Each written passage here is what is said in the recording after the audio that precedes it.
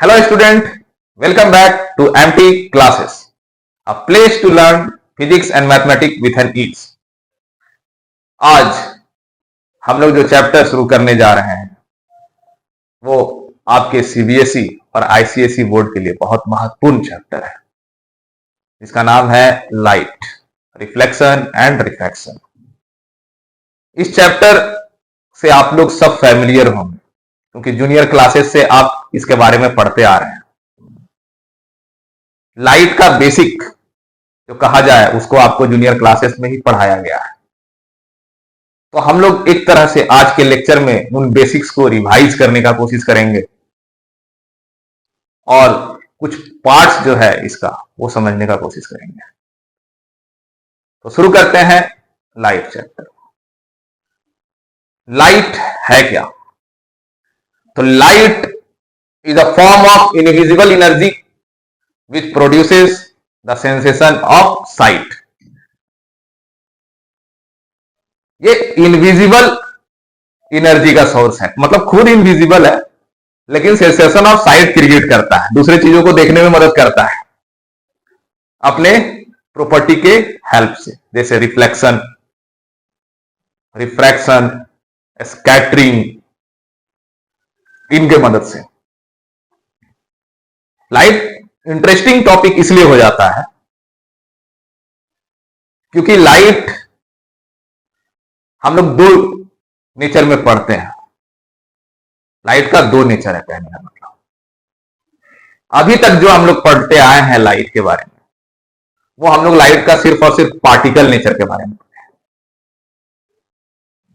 अगर 17वीं सेंचुरी में हम लोग चल जाए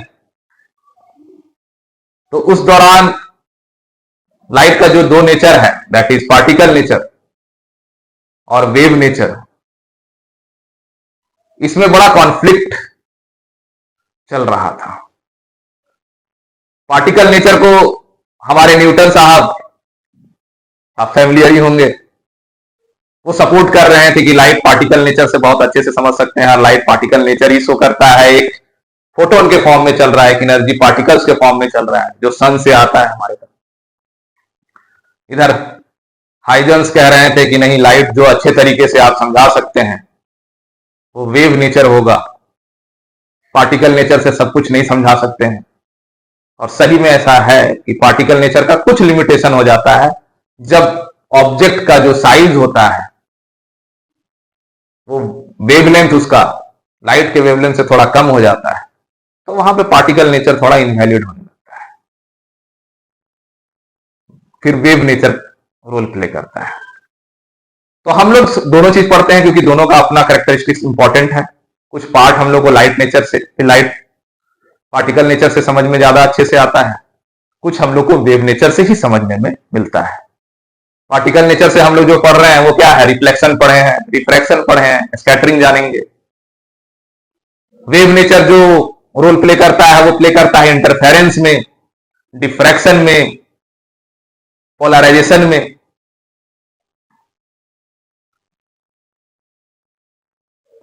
रूम में अगर लाइट आ रहा है तो पूरा प्रॉपर लाइट आ भी नहीं रहा है अगर एक रे के फॉर्म में, फिर भी रूम में उजाला क्यों है? तो अब ये पार्टिकल नेचर अच्छे से नहीं बताएगा। तो यहाँ पे वेव नेचर आता है कि लाइट हमारा टकराता है कोने से और बिखर जाता है रूम में, जरूरी नहीं है कि सीधा ही चले। सही बात है, गलत भी नहीं है।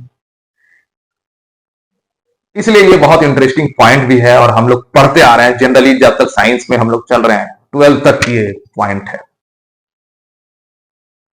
और जनरली कहा जाए तो ये एक तरह का इलेक्ट्रोमैग्नेटिक स्पेक्ट्रम है जिसके बारे में हम लोग पढ़ते हैं।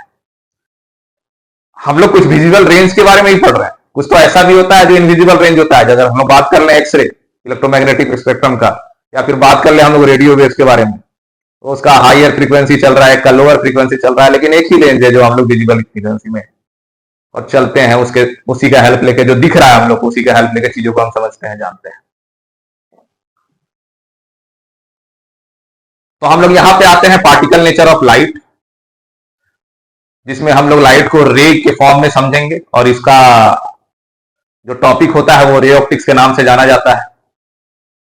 मतलब लाइट रे के फॉर्म में चल रहा है, यहाँ पे लाइट का एक और कैरेक्टरिस्टिक्स हो जाएगा अगर पार्टिकल नेचर के बारे में कर रहे हैं हम लोग बात, तो that is light travel in a straight line. Light एकदम स्ट्रेट लाइन में चलता है by taking an energy in the form of photon. तो रे हर कोई जानता है रे कैसे बनता है। रे नेचर में अगर हम लोग बात करें तो रे के फॉर्म में चल रहा है लाइट, सीधा लिखा हुआ मिलता है कहीं कहीं बीम, तो बीम और कुछ नहीं है, कंपोजिशन ऑफ रेज है। दो या दो से ज्यादा रे आपस में मिलेगा तो उसको हम लोग क्या कहेंगे, बीम कह लेते हैं।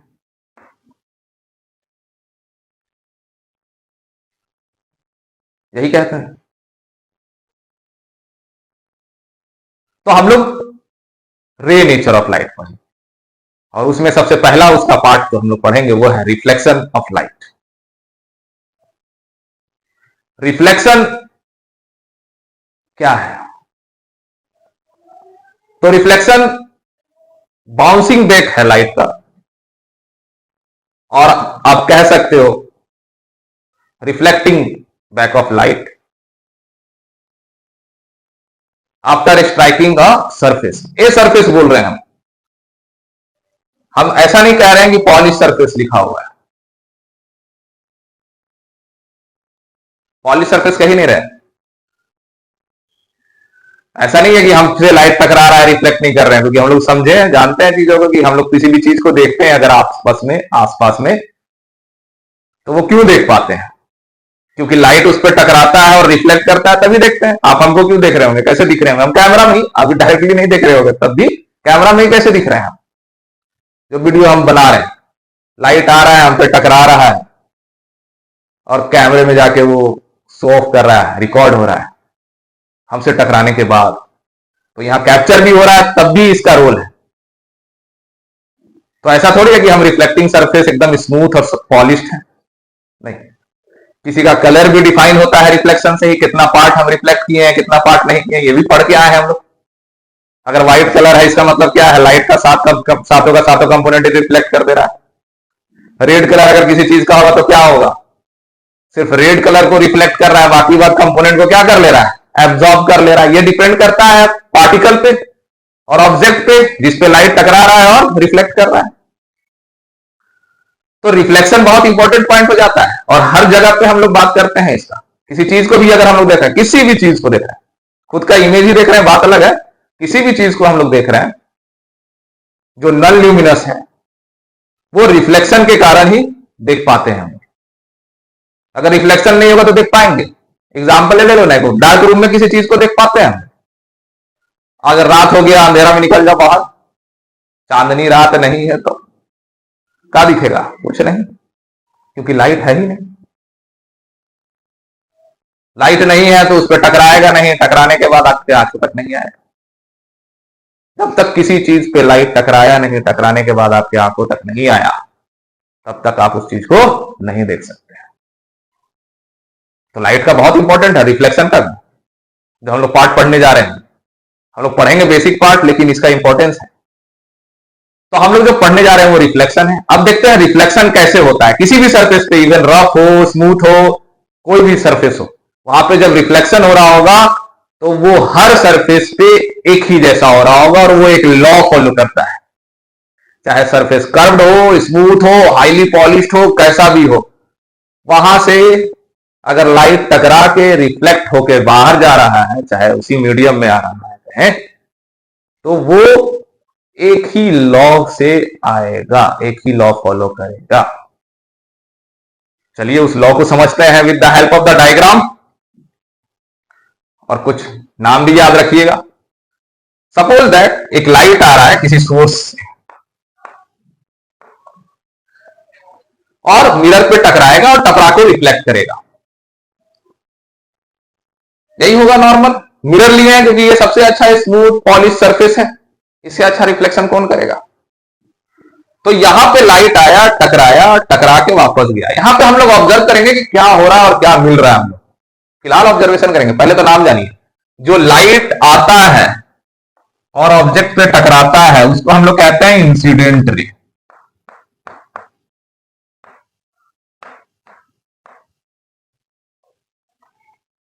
जो लाइट टकरा के वापस जाता है उसको हम लोग कहते हैं रिफ्लेक्टेड रे।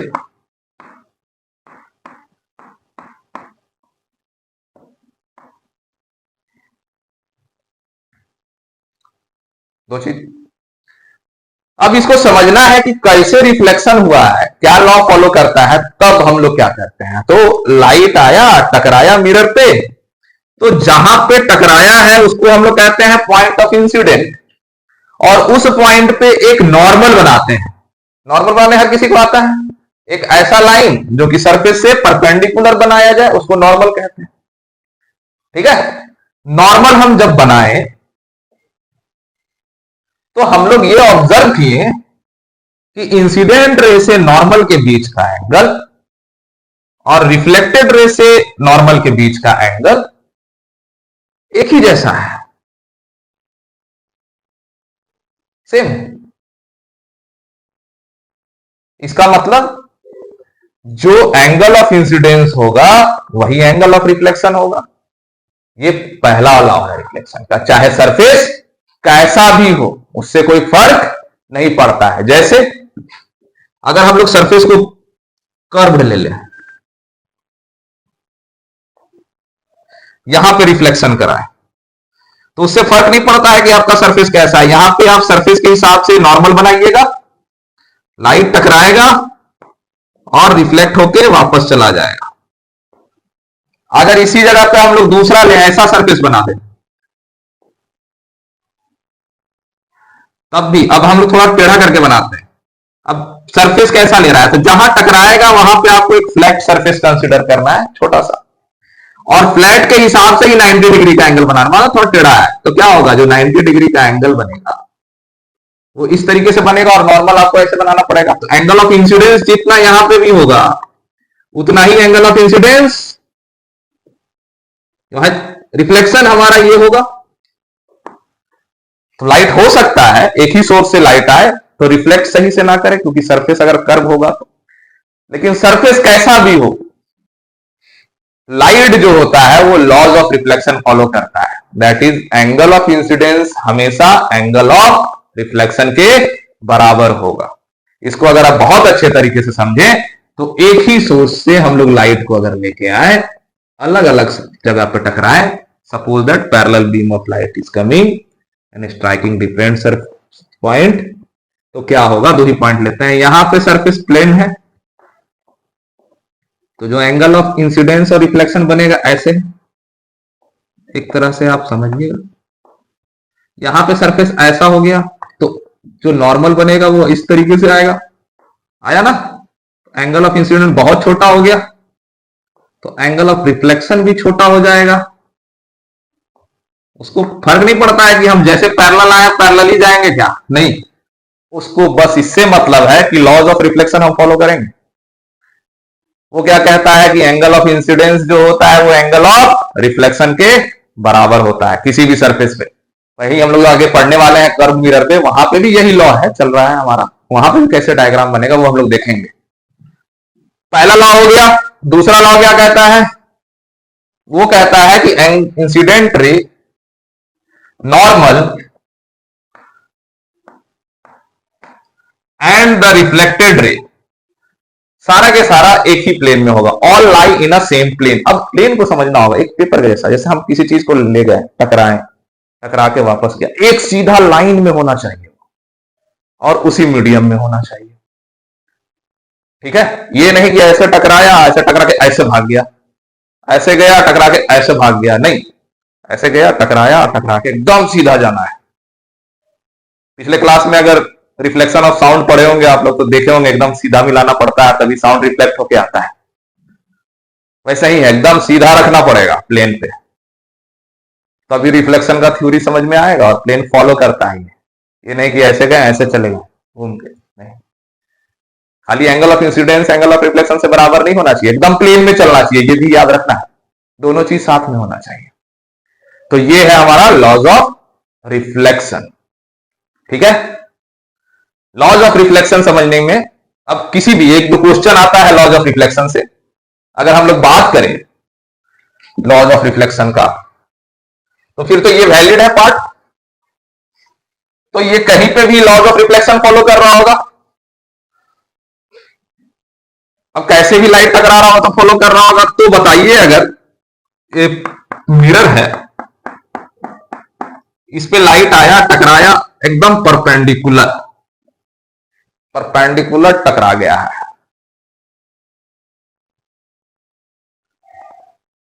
वहां से पूर्व वाला परपेंडिकुलर नहीं, लाइट वाला परपेंडिकुलर, तो क्या होगा?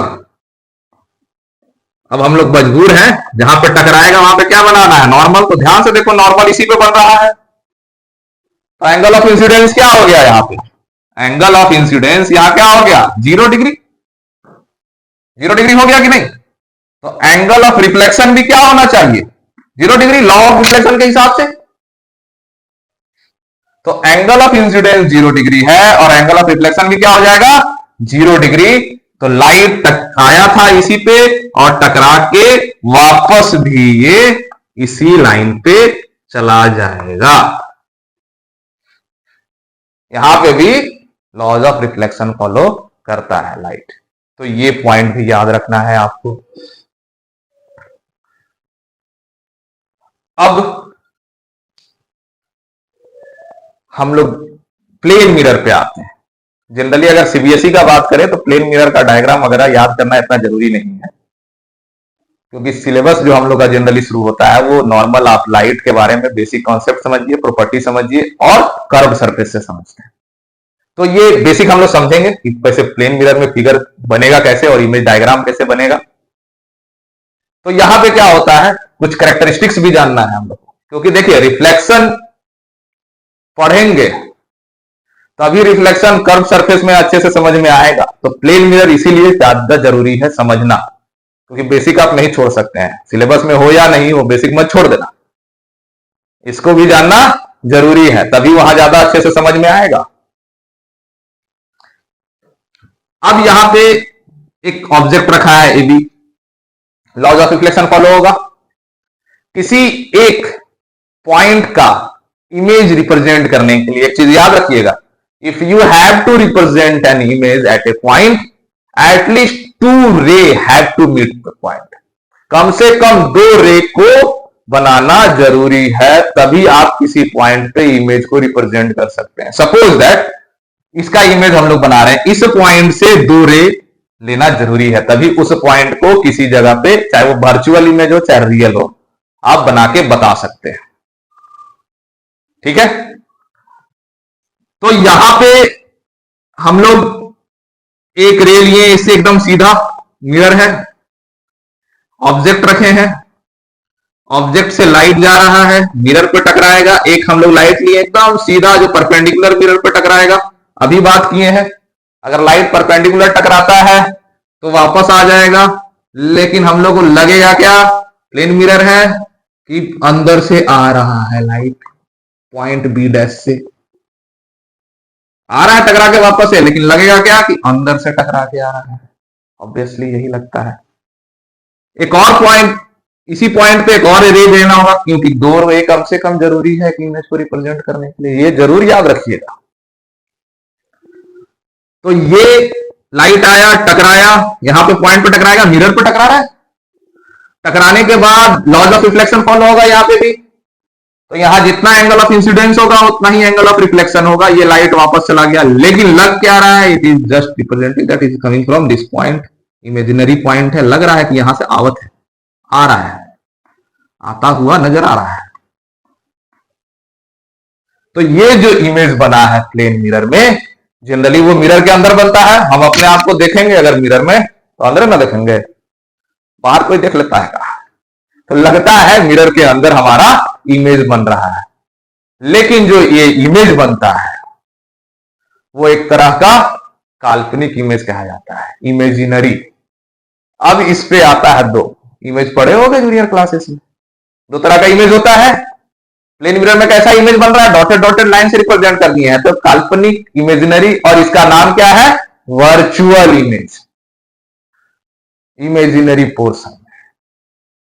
तो 2 तरह का इमेज बनता है, एक बनता है रियल इमेज, एक बनता है वर्चुअल इमेज।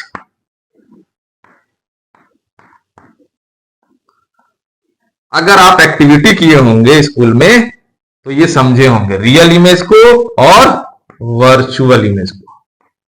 वर्चुअल इमेज तो घर में भी समझ सकते हैं, प्लेन मिरर बना देता है। लेकिन रियल इमेज के लिए आपको कर्व्ड मिरर चाहिए, उसे समझ सकते हैं आप।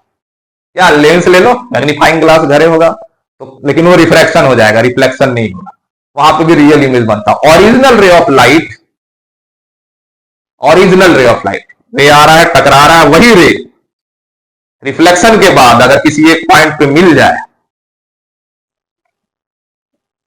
तो वो इमेज बनाएगा, जो वो रियल इमेज कहलाएगा।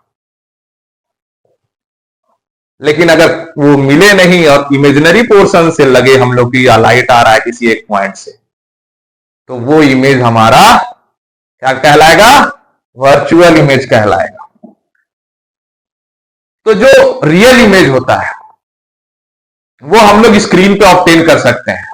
स्कूल में अगर बनाए होंगे चाहे लैब में, तो वो क्या होगा? कॉनकेव मिरर है, देखे होंगे, लाइट स्कूल किसी हुआ मिरर का, स्कूल का किसी, आप स्क्रीन पे ऑब्टेन कर सकते थे।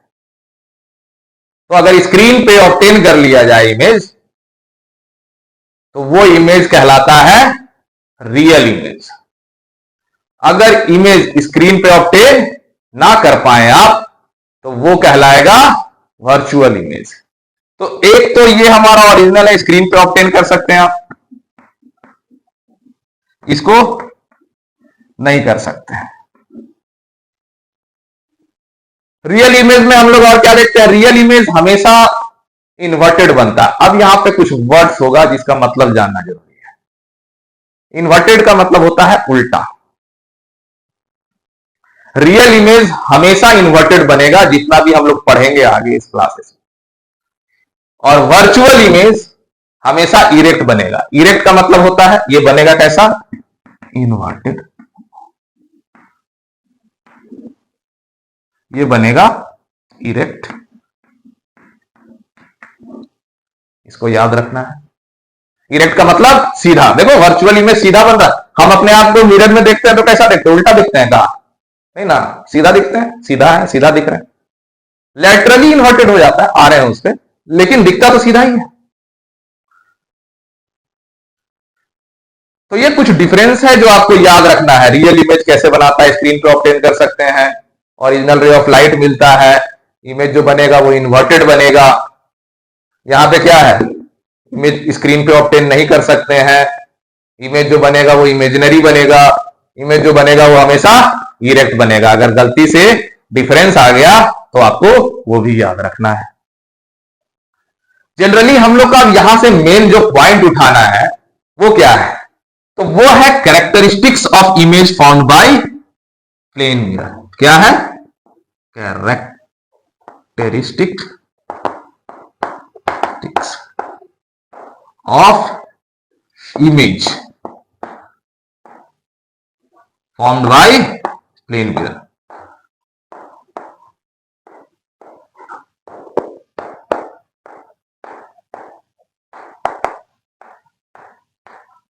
क्या क्या कैरेक्टरिस्टिक्स आप अभी तक देखें? प्लेन मिरर के द्वारा अगर इमेज बनता है तो क्या अभी बात की है हम लोग? कुछ कैरेक्टरिस्टिक्स है। वर्चुअल इमेज भी बन रहा है, तो वर्चुअल इमेज का ही कैरेक्टरिस्टिक्स ले लो। इमेज सीधा बनेगा, वर्चुअल बनेगा, बनेगा ना? सीधा है, वर्चुअल है, इमेजिनरी है। दूसरा क्या दिख रहा है? मिरर से जितना दूर पे आप हैं उतना ही दूर इमेज भी मिरर से है आपका। आप मिरर से जितना दूर खड़े होंगे, मिरर में भी लगेगा कि इमेज भी उतना ही दूर है। आपका हाइट में कोई बदलाव नहीं आएगा, हाइट जितना आपका है उतना ही हाइट आपके इमेज का भी होगा।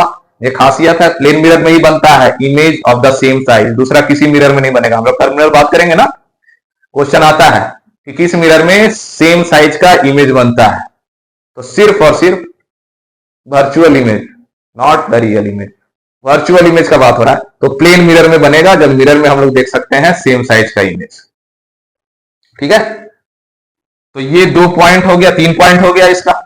ये चीजों को आपको याद रखना है। और एक और इंपॉर्टेंट पॉइंट होता है जो जूनियर क्लासेस में पढ़ते आए हैं, जिसको याद होगा, एम्बुलेंस उल्टा काहे लिखा हुआ होता है एम्बुलेंस के ऊपर?